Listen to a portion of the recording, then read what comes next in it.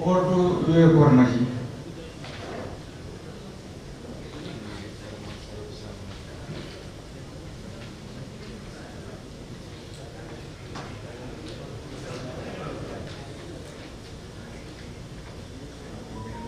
Dear friends, see, we are all we were discussing very seriously on various problems that the sugar industry has and various challenges that are coming by way of the frequent policy changes, shortage of the raw material, shortage of the cutting, harvesting, manpower, and shortage of water, and the low profitability of the sugar industry at the moment. And also, the biggest thing which is that lower income of the sugar factory professionals, lower income of the workers associated with the sugar industry, and also farm workers who are also not finding this traditional cutting, harvesting, transportation any more lucrative. So when I was growing up, my father was very particular that I should not become an engineer, else I will get employed in sugar factories. And he was saying that don't become engineer, you should not come to this side. This is very bad industry, there is no future in it. But having my family, I consider, having grown up in the sugar factory, so I consider myself as a part of the member of the sugar industry family.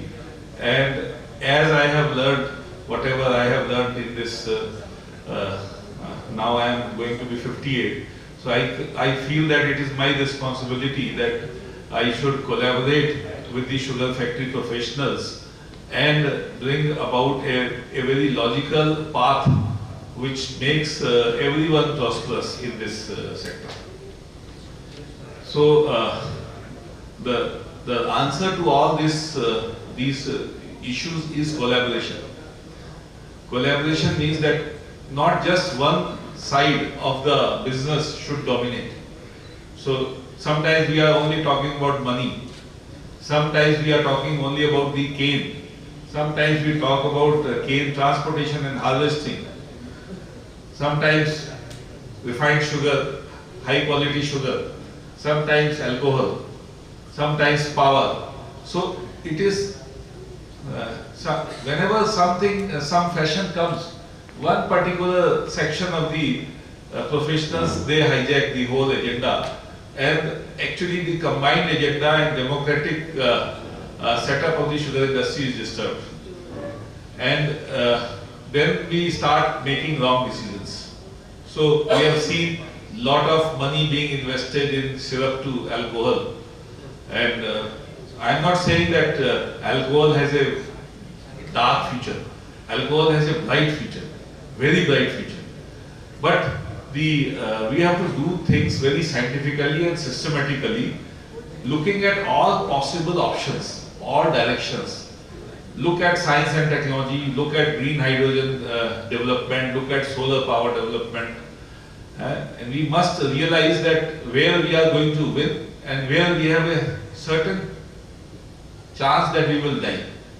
So for example, making power in the sugar industry is a dark tunnel. It is not going to give us. I have myself studied power generation to a great extent. But now I am realizing we will, at least the methods that are currently employed and the technology that are currently employed, it is not even viable to make your own power also. So better to take power rather than generate power. So we started working that the factories, if there is no boiler, then the factories will be very simple. Half of the factory is gone. Then the factories are actually consuming power. Then let us design the factories for low electrical power consumption. Steam is finished, steam is not required, but still design the factory to run still on the same power, that is 30 kilowatt per ton of cane. And we have started realizing that it is possible to design modern factories with no boiler, with power consumption is still 30 kilowatt per ton of cane, and you still produce refined sugar, you produce everything. It is possible to design factories like this. Then 5-6 years back, we realized that the bio alcohol that we are producing, it has 1 liter of alcohol is about 5,600 kilocalories, and we are consuming about 4 kilograms of steam for this process. Then about boiler efficiencies are 70%, so we are also burning more fuel. So when we realize that what is the end product calorific value, that much biomass also we are burning in the same process. So every liter of alcohol that we produce in the country, we are almost burning the equivalent amount of biomass in terms of the energy. So it is a very big inefficient process. As an agriculture engineer, one of the first things that was taught to me in my engineering college, that don't try to produce energy in the farm. Farms are too much energy consuming places. You can't produce energy in the farm. So I accepted, but I entered into the sugar industry, and I looked at the bagasse and the trash, why it is not used properly. And that was my journey 30-35 years back, trying to minimize the burning of the bagasse as much as possible. And today we have working models where sugarcane is processed, although not sugar is made, but jaggery is made, but there is no boiler. And the power consumption is still 30, 35, 40 kilowatt per ton of cane. And it is possible in a bigger factory to design in that way. But what to do with this bagasse? Now, everyone knows what is the calorific value of the bagasse. I asked the audience on 50% moisture basis, 2,200, 2,300, that's the kind of numbers will emerge. But many people are not realizing that sugar is actually having, on dry basis, is having less energy than bagasse. So sugar is 4,000 kilocalories per kg, bagasse is 4,400 kilocalories per kg. Because of the various structures of the bagasse, it has more energy density than sugar. So bagasse is percent-wise is also more. And in the sugar factory, not only bagasse, but we also have spent wash, which is about 2% on cane, and pressed bud, which is also 1% on cane. About 160 kilograms of the biomass in the sugar factory is not creating value equivalent to sugar. Current sugar factory model, only sugar and molasses-based alcohol is getting value.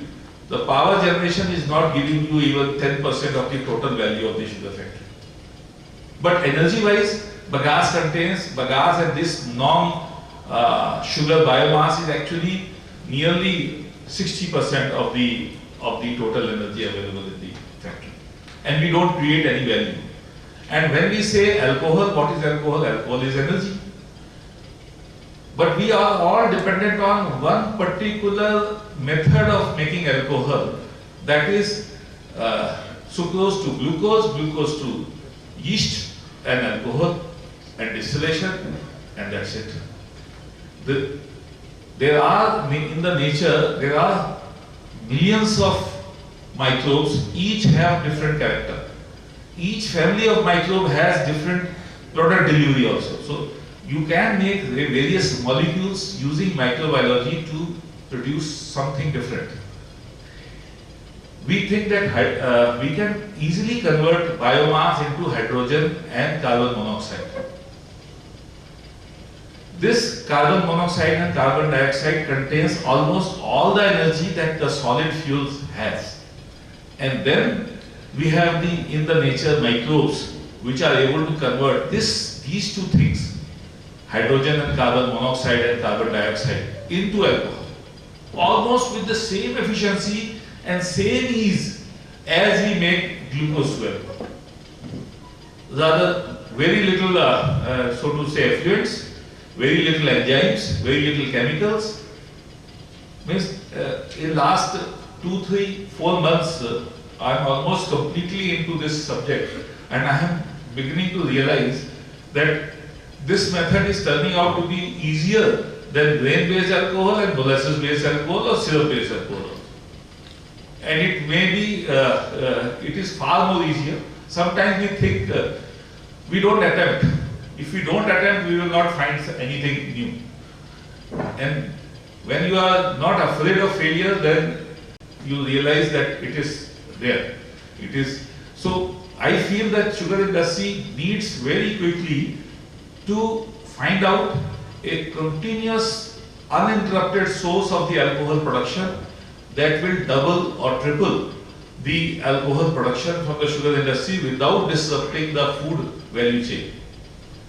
As a country, as a India, we don't realize that we have to sustain 150 crore people, and these people, their lifestyle is improving. So they will need more food, more materials, and we need lot of plastic, we need lot of paper, we need lot of materials. And all these materials contains carbon. And there is there can be two sources of carbon. One is coming from the cement plant, sugar plant, biomass, or it can come from the fossil fuels. And we don't have fossil fuels. And we import. 15% of our GDP is actually on import. And actually 15% is our GDP which is coming from agriculture and which is shrinking every year. And that is what we are suffering as a sugar industry professionals. We are always saying our income per ton of cane is only 6,000. Then why not, instead of expanding factories, look at tripling your productivity in the farm. Look at creating 3 times more value from the same raw material. And sugarcane is a carbon surplus crop, and green hydrogen is coming, and green hydrogen is becoming a raw material. But green hydrogen can't exist in the open. Green hydrogen needs to combine with carbon, and that creates a new value chain which replaces the fossil fuel based carbon value chain, which is much bigger than the agriculture.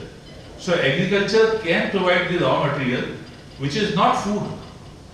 You are not paying the, at the moment farmers are actually producing sugar cane at several fold discount over the oil price.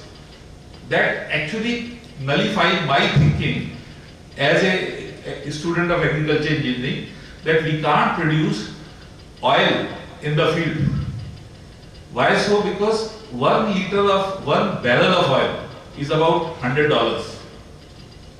$100 is about 8,000 rupees. Now, 1 ton of sugar cane is actually more than a barrel of oil. It is about 1.3 barrels of oil. And farmer is very happy to deliver you at 4,000 rupees.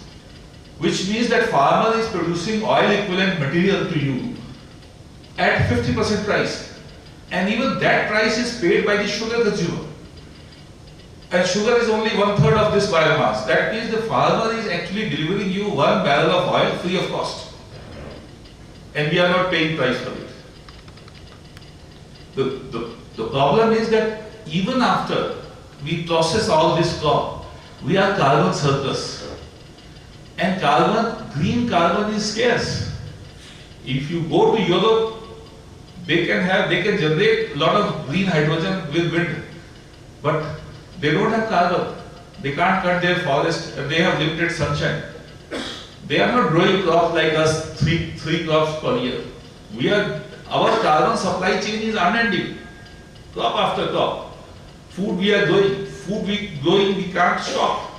Let us make food, wide variety of Indian food in India. Let us become the world food factory. And the bonus is you also become world's carbon factory also. And you have sunshine, you have so much of, we were talking about water shortage. See, sometimes we work in isolation. Most of the time we work in isolation because we actually, we don't realize that what is the real force when we combine together. I mean, that is the force. Because of that, from the jungles, mankind has survived. It has very mighty animals all around us. But 200 people combined together and defeated everybody else. So we have to different disciplines. Everyone should not consider each other as a competitor, because the solutions from now onwards will not be simple. It will need collaboration. Biotechnology has to collaborate with the thermal engineering. Thermal engineering has to collaborate with the finance. Finance has to collaborate with the supply chain system. So we all need to understand that we are actually sitting on a gold mine as a country, full of sunshine, full of carbon, lot of food demand, lot of energy demand, and we have the chance to become the greenest country in the world. So the value that we have in the sugar factory is actually unlimited. We can produce full sugar at the cheapest price in the world and become the cheapest source of the sugar in the world consistently. China today is the strongest country not because it has produced goods at a high price. China is a strong country because it has produced goods at an unbelievable price. If India has to win, or India has to grow, it has to produce everything very economically. But we should make money. Farmers should be happy, farm workers should be happy, factory workers should be happy. Everyone in the supply chain, you have to take care. And if you don't, then your chain is not going to work. So the key is let's combine together, find people who can actually combine groups in a common working environment, and then create, instead of simple expansion of the factories, let's create triple value or 4 times value. Value is there, and don't be scared. And I tell many people example that I belong to a sugar factory. I studied until class 5 in the sugar factory school. And today, wherever I am, if I had some dream, I could reach somewhere and created so many things. And actually our best is still to come out. So the biomass to alcohol is not far away. The route is different. Route is biomass to gas, gas to alcohol. And not only gas to alcohol, but gas to every molecule that organic chemistry has. Every molecule can be bio-based. And not just sugar cane as a crop. Every other crop has 1/3 food portion and 2/3 non-food portion. The value is non-food. It is just like what we have seen in the data and mobile telephony.